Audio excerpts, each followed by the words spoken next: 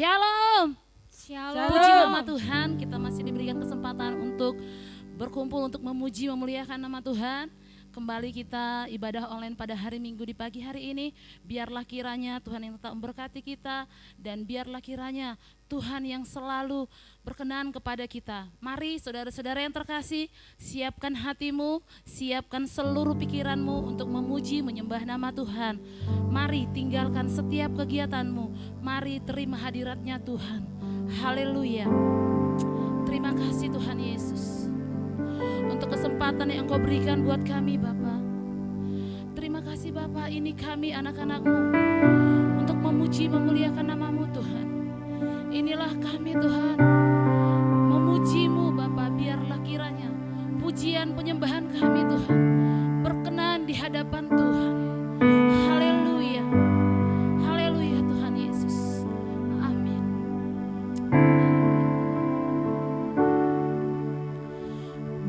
Pujian dan syukurku ku bawa padamu,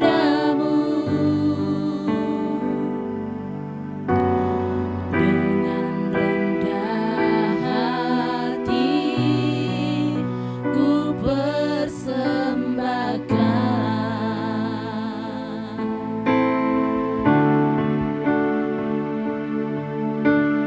Sadar bila ku ada hanya karena anugerah, bukan karena kekuatanku. Mari katakan pujian dan syukur.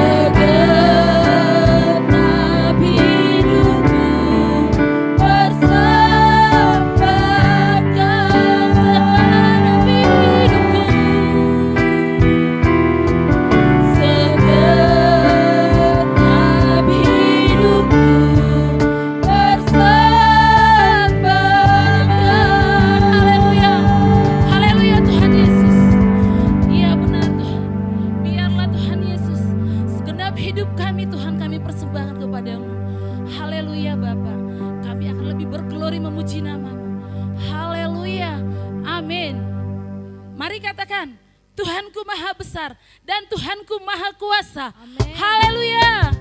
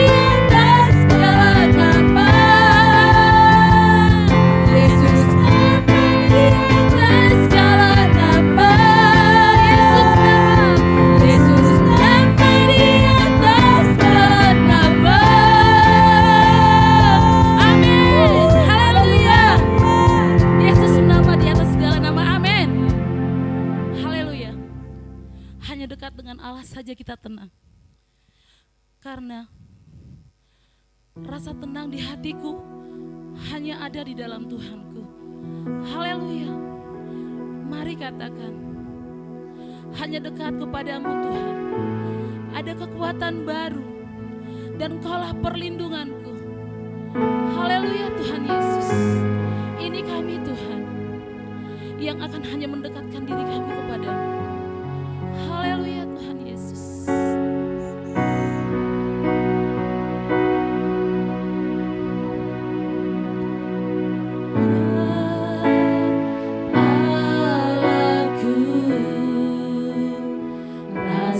Tenang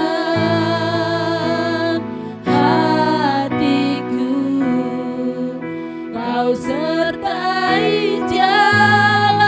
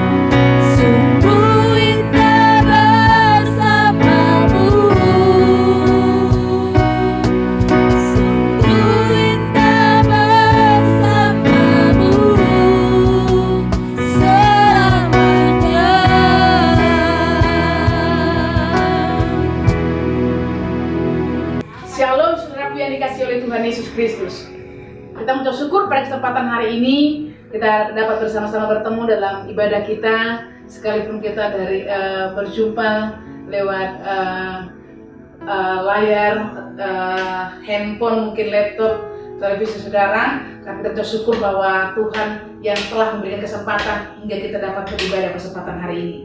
Saudaraku, kalau saudara sudah melakukan sesuatu yang terbaik di dalam kehidupan saudara, berupaya menolong orang, berbuat kebajikan bagi orang-orang di sekitar saudara, lalu kemudian respon mereka itu tidak baik, ya. Kadang ada mungkin yang berkata, itu pencitraan, itu cari muka dan lain sebagainya.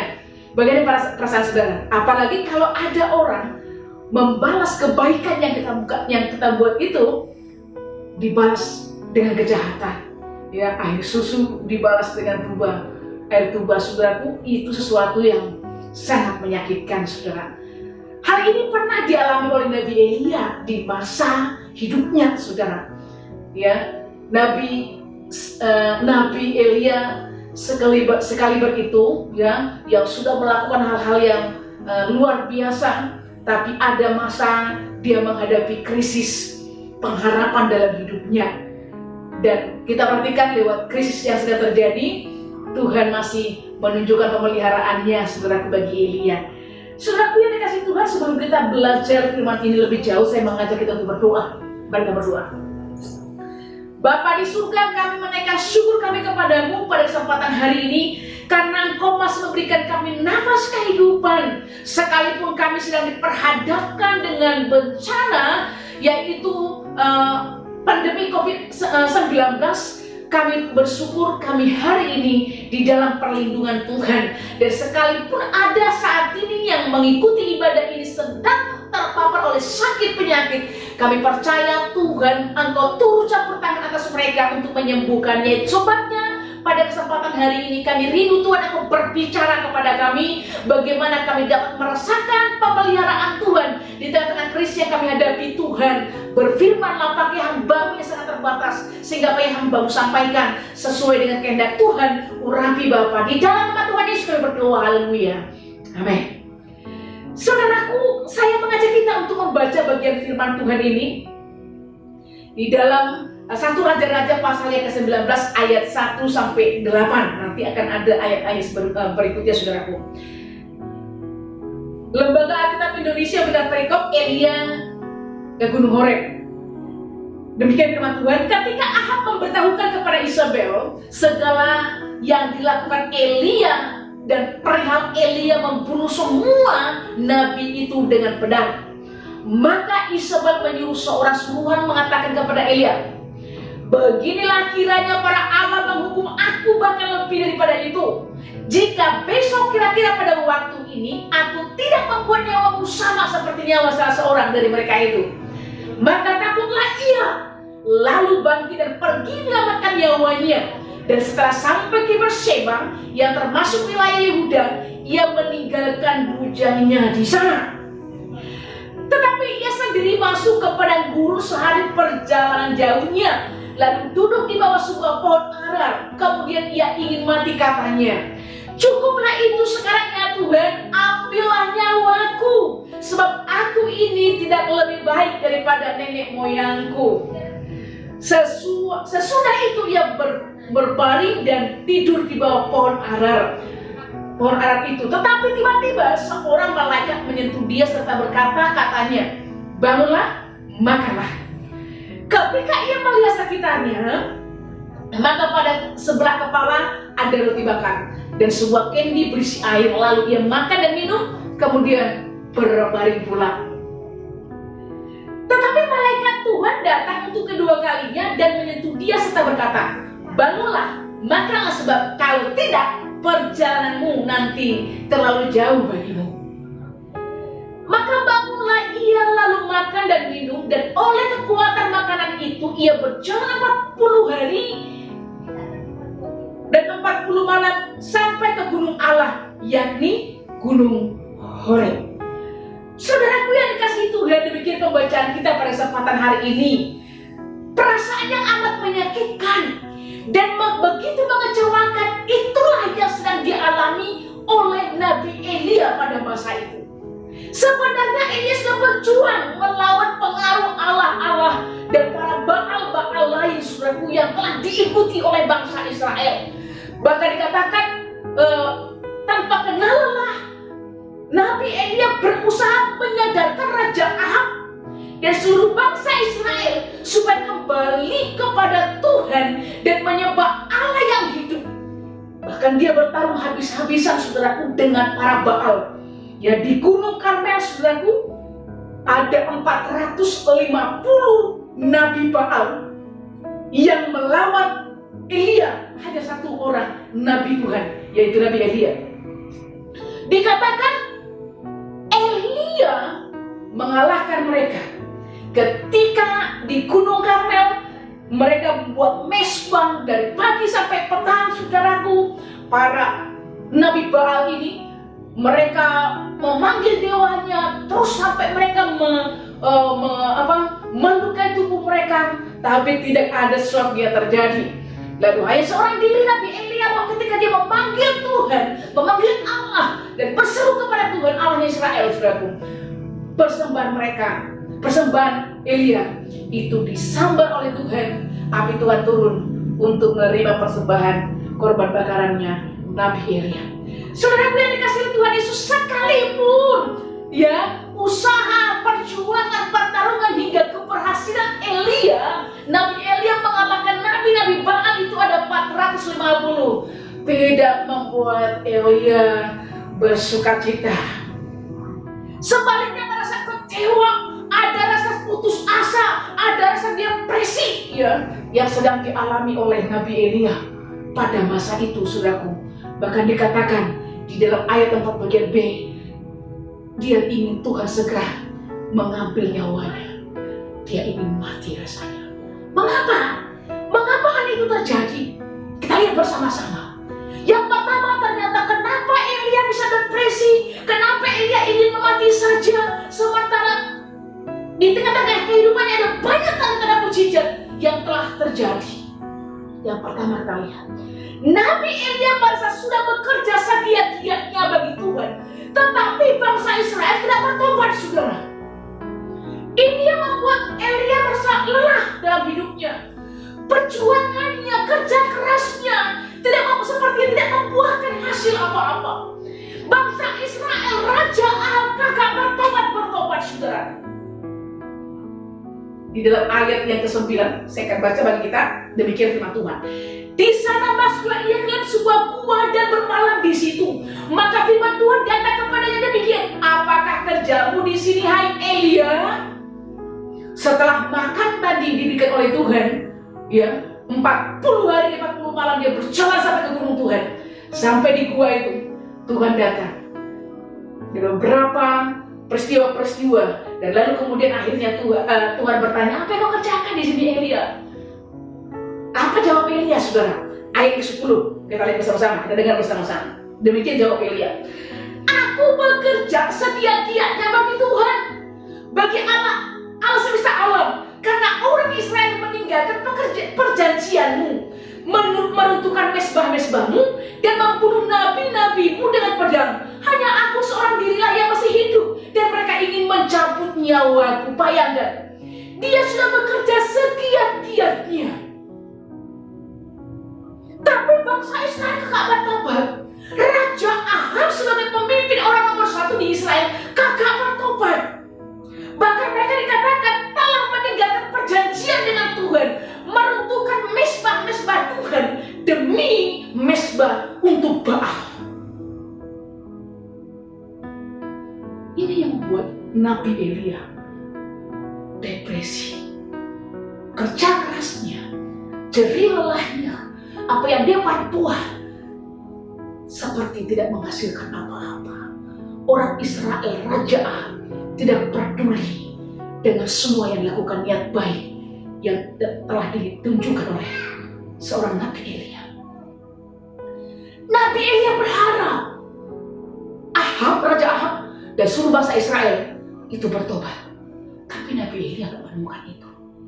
Justru sebaliknya, mereka mereka menunjukkan pembutangannya kepada Tuhan dengan melupakan, meninggalkan perjanjian dengan Tuhan, dengan menghancurkan mesbah-mesbah bagi Tuhan Allah mereka.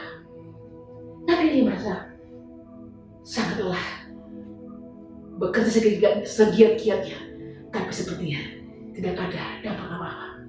Ini yang membuat Nabi Elia mengalami depresi yang begitu berat. Yang kedua, apalagi yang membuat Elia begitu mengalami depresi itu? Yang kedua dikatakan adalah ketidakmauan bangsa Israel kembali ke jalan yang benar menjadi beban dan pergumulan berat bagi Nabi Elia. Elia punya beban, saudaraku, berharap banget, besar kerinduannya supaya Raja Ahab dan bangsa Israel menyadari kesalahannya, menyadari perbuatannya, menyadari pelanggarannya, dan datang kepada Tuhan dan beribadahnya kepada Tuhan. Saudaraku yang dikasihi oleh Tuhan, mereka tidak mau. Ahab tak peduli, Isabel tak peduli, bangsa Israel tidak mengindahkan semua firman yang disampaikan oleh Nabi Elia.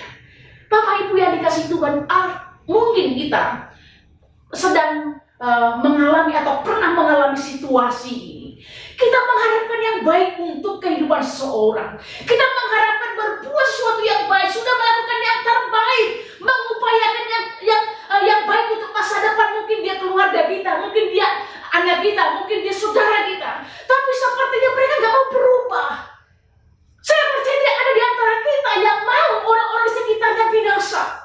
Saya percaya tidak ada di antara kita orang-orang yang mau keluarga, orang-orang yang dia cintai, bahkan masyarakat di sekitarnya mengalami kehancuran. Dan inilah yang menjadi jeritan hati seorang Nabi Elia.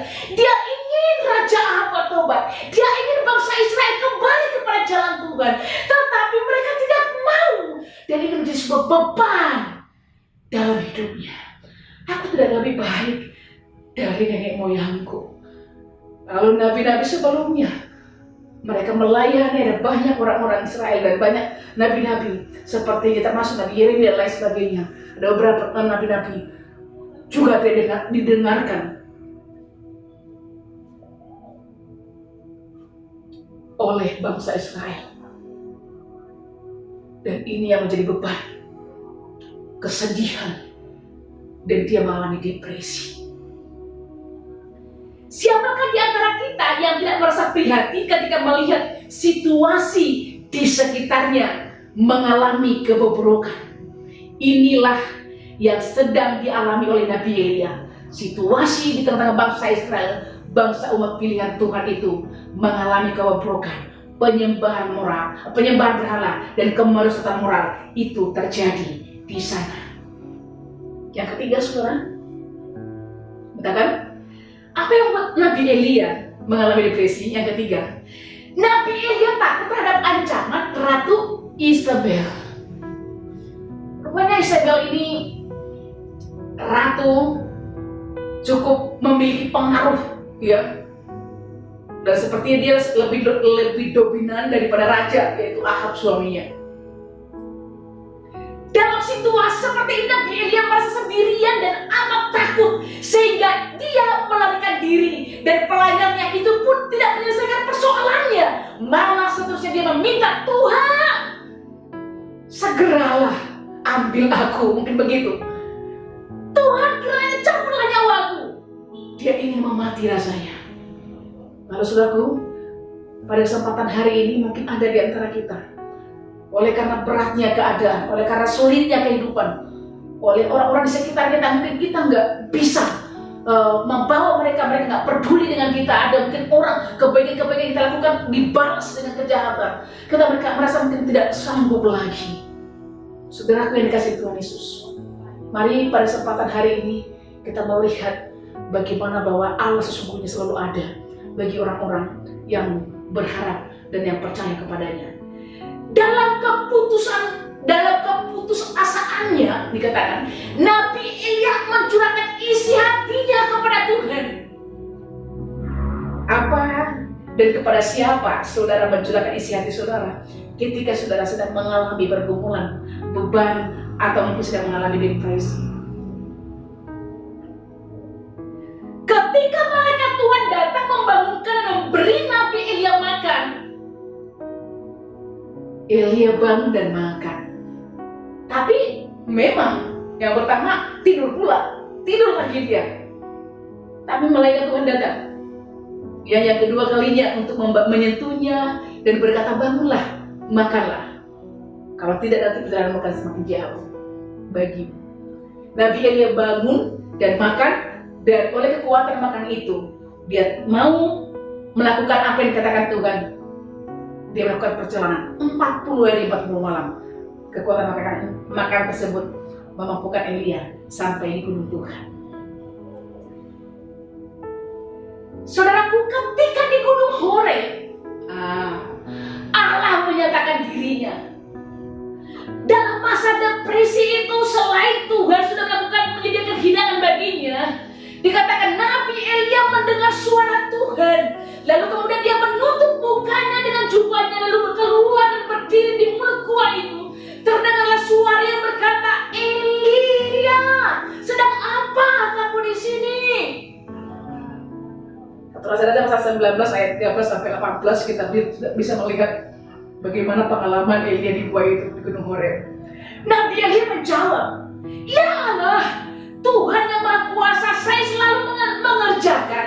Ini saya pakai dengan bahasa sehari-hari. Saya selalu mengerjakan sesuatu hanya untuk Engkau saja, Tuhan. Tetapi Bani Israel melanggar perjanjian mereka dengan Engkau. Mereka membongkar tempat-tempat peribadatanmu, membunuh nabi-nabimu. Hanya saya sendirilah yang tinggal. Dan sekarang mereka mau mencabut nyawaku. Karena memang Isabel itu sudah mengancam, sudah menyuruh utusan kepada Elia. Kalau demikianlah Allah Baal itu akan menghukum aku, katanya, jika aku tidak akan membalaskan kejahatan perbuatan yang sudah kamu perbuat kepada para nabi-nabi Baal itu. Sudah dikasih Tuhan Yesus ancaman Isabel yang ingin membunuh Nabi Elia telah membuat dia mengalami ketakutan. Karena kenapa? Sebelumnya memang udah banyak nabi-nabi yang telah dibunuh oleh Isabel. Dia begitu fanatik sekali dengan dewa-dewa Baalnya, sampai dia begitu benci kepada utusan-utusan Tuhan yang ingin membawa umat Israel itu kembali kepada Tuhan. Allah berkata ketika Tuhan bertanya kepada Elia, apa yang kau kerjakan di sini? Tuhan berkata, saudaraku, kembalilah ke jalanmu dan lantiklah Hazael menjadi rajamu, urapilah Yehu menjadi raja Israel, urapilah Elisa supaya dia menjadi nabi untuk menggantikan engkau. Jangan putus asa lagi, masih ada 7.000 orang di Israel yang tetap setia kepadaku dan tidak pernah sujud menyembah patung Baal. Dalam penyataan itu ketika Nabi Elia mengalami perjumpaan dengan Tuhan, Tuhan membukakan mata rohaninya. Kamu harus kembali ke jalanmu. Ada tugas-tugas yang kamu harus kerjakan. Kita nggak boleh terlalu lama atau terus dikurung oleh ketakutan kita, masalah kita, persoalan kita. Kita harus mengingat tugas kita sampai akhir hidup kita. Ini yang Tuhan katakan kepada Elia, Elia, kembali ke jalanmu. Ada tugas-tugas besar yang Tuhan mau berikan kepada Nabi Elia. Dia ingin mati, takut dibunuh Isabel, tapi dia minta Tuhan ambil nyawanya. Tapi Tuhan yang mengatur kapan untuk kembali kepadanya, kapan masih berada di bumi. Dan Tuhan katakan masih ada tugas. Kamu harus dikatakan melantik raja Aram, yaitu Hazael. Kamu harus mengurapi Yehu menjadi raja Israel. Kamu harus mengurapi Elisa menjadi nabi untuk menggantikan engkau. Dan ingat, jangan takut, kamu bukan sendiri. Ada masih 7.000 orang yang percaya, yang tidak pernah menyembah kepada Baal, yang tak setia menyembah kepada Allahnya bangsa Israel. Tuhan singkapkan, saudaraku, mata rohaninya dan melihat tugas yang begitu besar, dan melihat ada banyak yang tidak dia tahu bahwa ternyata ada 7.000 lagi bangsa Israel yang tidak pernah menyembah Baal. Saudaraku, ketika dia dalam hadirat Tuhan, ketika dia dalam mengalami perjumpaan dengan Tuhan, apa yang tak terpahami olehnya, apa yang tidak terpikirkan olehnya, Tuhan beritahu ada kekuatan yang baru, diberikan semangat, diberikan dorongan, dan itulah Tuhan kita. Tuhan lakukan itu kepada Nabi Elia, dan Tuhan juga berikan itu kepada saya dan saudara. Saudaraku, firman Tuhan hari ini menunjukkan kepada kita bahwa Allah tak peduli. Allah itu peduli. Allah bersedia menolong dan memelihara kita di setiap waktu. Seperti Tuhan memelihara Nabi Elia dengan cara-cara Allah, Tuhan pun pasti mau menolong kita dan memelihara kita dengan cara-cara Allah, baik di masa-masa krisis yang sedang kita hadapi. Kita lihat bagaimana cara Allah menolong Elia. Yang pertama, ya, krisis yang sedang dihadapi oleh Elia, dan Tuhan tetap menyatakan pertolongannya. Yang pertama kali tadi, saya review ulang saudaraku, bahwa Tuhan menyediakan minuman, makanan bagi Elia di masa ketidakperdayaannya. Tuhan perhatikan kebutuhan Elia. Apalagi sudah melakukan perjalanan, saudaraku, dia kelelahan, dia beristirahat di bawah pohon ara, saudaraku. Tuhan, sekalipun dia tinggalkan tugas di bangsa Israel, dia menjauh seperti dia dari tugas-tugas itu, tapi Tuhan selalu ada di sana, menguatkan, bahkan memberikan makanan bagi Elia.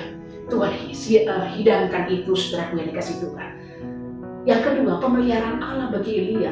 Selain dia menyediakan makanan dan menguatkan secara fisik, saudaraku, dikatakan Tuhan meneguhkan hati orang-orang yang setia kepadanya dengan menyatakan kehadirannya, pernyataannya dalam situasi yang sulit yang dihadapi. Elia mengalami itu, saudara.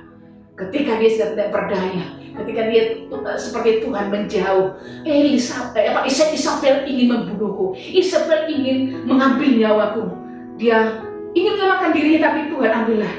Ya seperti ya, Tuhan tidak berbuat apa-apa.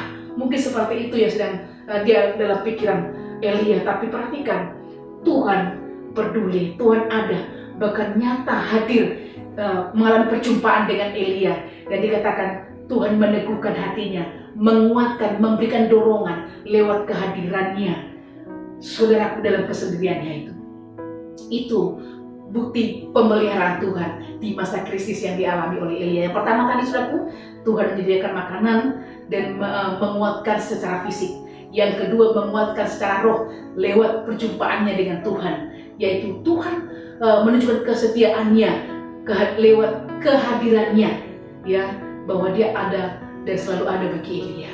Yang ketiga, saudaraku, ya, bukti Tuhan memelihara Nabi Elia. Yang ketiga, Tuhan memberitahukan, menuntun jalan yang harus ditempuh oleh Elia. Kembalilah kamu melalui jalan ini dan lalala. Saudaraku yang dikasih Tuhan, di dalam ayat 15, Tuhan menuntun Elia. Tuhan mengarahkannya, memberitahukan apa yang harus dilakukan, memberitahukan jalan yang harus ditempuh. Itu bukti pemeliharaan Tuhan. Hal yang sama Tuhan juga berikan kepada kita. Saat kita mungkin sudah nggak berdaya, saat kita mungkin nggak punya jalan keluar, tidak tahu apa yang harus kita perbuat, datang ke hadirat Tuhan. Tuhan menuntun kita. Ada firman-Nya, ada hamba-hamba Tuhan, dan ada cara-cara Allah nggak terbatas untuk menolong semua orang yang datang kepadanya.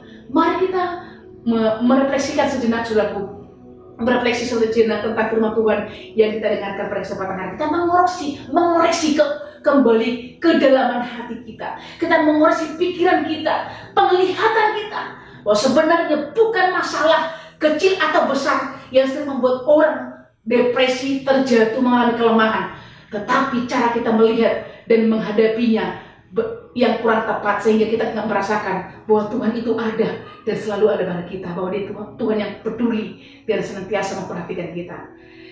Ketika kita sedang gegana, apa itu gegana, saudaraku? Gegana itu gelisah, galau, merana.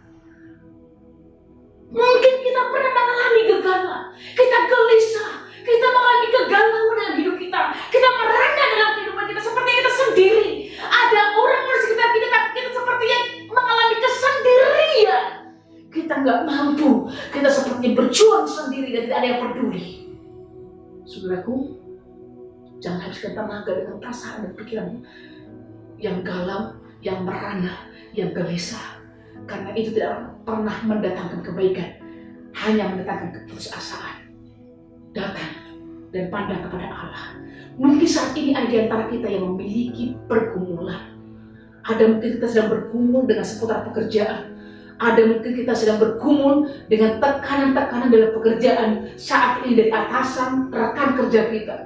Ada mungkin kita sedang mengalami pergumulan dengan usaha atau bisnis kita. Ada mungkin kita sedang bergumul dengan studi kita. Ada mungkin sedang kita bergumul dengan keluarga kita. Ada mungkin sedang bergumul dengan finansial kita. Ada mungkin kita sedang bergumul dengan sakit penyakit yang kita alami seperti tidak kunjung Tuhan menyembuhkan kita. Ada mungkin kita sedang bergumul dengan masa depan kita. Apa pergumulan yang sedang kau hadapi saat ini? Dalam situasi yang sulit itu, ketika kita terjepit dan dari berbagai arah, ingatlah bahwa Tuhan punya cara untuk menolong kita. Tuhan selalu ada untuk menolong kita dan Dia mau melihat kehidupan kita. Kalau kita mau percaya dan terus mau berseru kepada Tuhan, apapun krisis yang kita hadapi saat ini. Mari Bapak Ibu yang dikasih oleh Tuhan Yesus, mari pandang kepada Allahmu, Allah yang sanggup. Seperti Tuhan memelihara Elia, seperti Tuhan menyertai Elia, seperti Tuhan menolong Elia. Bahkan Dia menyediakan makanan, menguatkan secara fisik. Bahkan Dia menguatkan secara roh lewat perjumpaan dengan pribadi dengan Tuhan. Bahkan juga Tuhan menuntun dia, menuntun jalan yang harus dilakukan. Tuhan pun mau melakukan hal yang sama. Asalkan engkau mau jujur dan datang berserah kepada Tuhan. Dia Allah yang sangat mengasihi engkau. Itu sebabnya sudah punya kasih Tuhan Yesus Kristus. Pada kesempatan hari ini, mari bersama-sama kita membawa hidup kita kepada Tuhan. Jangan sampai masalah, gegana, galau, resah, merana dan lain sebagainya, mungkin itu yang sedang menghalau kita. Tapi pada kesempatan hari ini, ingat, engkau punya Tuhan yang sanggup memelihara kehidupanmu. Sekalipun krisis yang kau hadapi begitu berat, ingat, Tuhan yang kau sembah jauh lebih besar dari krisis, dari pergumulan, dari persoalan yang kau hadapi. Itu sebabnya dalam Roma pasal 8 ayat 35, 38 sampai 39, tidak ada yang dapat memisahkan kita dari kasih Kristus. Masalah pun tidak, apapun itu tidak. Tuhan mengasihi engkau, Tuhan peduli, Tuhan mau menolong kita. Kita nggak pernah sendirian. Jangan biarkan engkau mengalami kegelisahan. Jangan pernah biarkan engkau mengalami kegalauan. Jangan engkau pernah biarkan dirimu mengalami kemeranaan. Karena kita punya Tuhan yang selalu ada pada kita. Engkau merasa tidak berdaya, ingat, ada Tuhan. Bawa, curahkan isi hatimu. Elia, jujur, apa adanya. Dia ungkapkan. Kalau memang dia tertekan apapun itu, ungkapan hatinya, itu yang disampaikan saudaraku. Curhat. Ya, mari ambil waktumu kongko-kongkoan dengan Tuhan. Dia menunggu engkau untuk mencurahkan isi hatimu. Dia sungguh senang ketika engkau datang menghampirinya. Ingat, jangan pernah putus asa. Kita harus bangkit. Kalau Tuhan menolong Elia, kalau engkau saat ini sedang mengalami pergumulan, krisis, engkau datang kepada Tuhan. Krisis pengharapan, krisis apa yang sedang kau hadapi? Tuhan mau menolong engkau. Seperti Tuhan mau menolong Elia. Tuhan berkati kita semua, mari kita berdoa. Bapak yang baik, terima kasih pada kesempatan hari ini. Kami diingatkan oleh firman Tuhan bahwa kami punya Tuhan yang berkuasa untuk memelihara kehidupan kami. Sekalipun ada banyak pergumulan, sekalipun ada banyak masalah yang sedang kami hadapi, beban di hidup kami begitu berat, tapi kami tahu Tuhan kami selalu ada bagi kami. Sama seperti Elia, engkau tolong ya Tuhan. Engkau juga yang menolong kami dalam segala keberdayaan, kelemahan kami, dalam segala kekurangan kami. Tuhan, engkau yang menolong dan mengangkat kami. Bapa yang baik, kalau ada di antara saudaraku saat ini yang sedang berputus asa, yang sedang mengalami tekanan dalam kehidupannya, mungkin oleh karena sakit penyakit, oleh karena persoalan kehidupan, hamba berdoa Tuhan, biarlah tangan-Mu yang penuh kuasa itu turun atas mereka, memberi kekuatan, menyentuh mereka, meninggalkan jiwa mereka ya Bapa, dan menyembuhkan mereka, karena Engkau adalah sumber pengharapan bagi mereka, bagi kami orang-orang yang percaya kepada Tuhan. Jangan pernah biarkan keputusasaan menghampiri kami, karena kami tahu ada Allah kami, Allah yang berkuasa, yang jauh lebih besar dari masalah yang kami hadapi. Tuhan, tolong semua kami, jauhkan kami daripada yang jahat ya Tuhan. Terima kasih. Saudaraku, kita akan mengakhiri. Kasih karunia dan damai sejahtera dari Allah Bapa dan cinta kasih dari Tuhan Yesus Kristus dan persekutuan dalam Allah Roh Kudus, itulah yang menyertai kamu sekalian. penyertaannya sempurna atasmu. Mulai hari ini sampai Maranatha, Tuhan Yesus datang menjemputmu. Haleluya. Amin. Amin. Selamat hari Minggu, saudaraku. Sampai jumpa dalam ibadah berikutnya. Tuhan Yesus memberkati.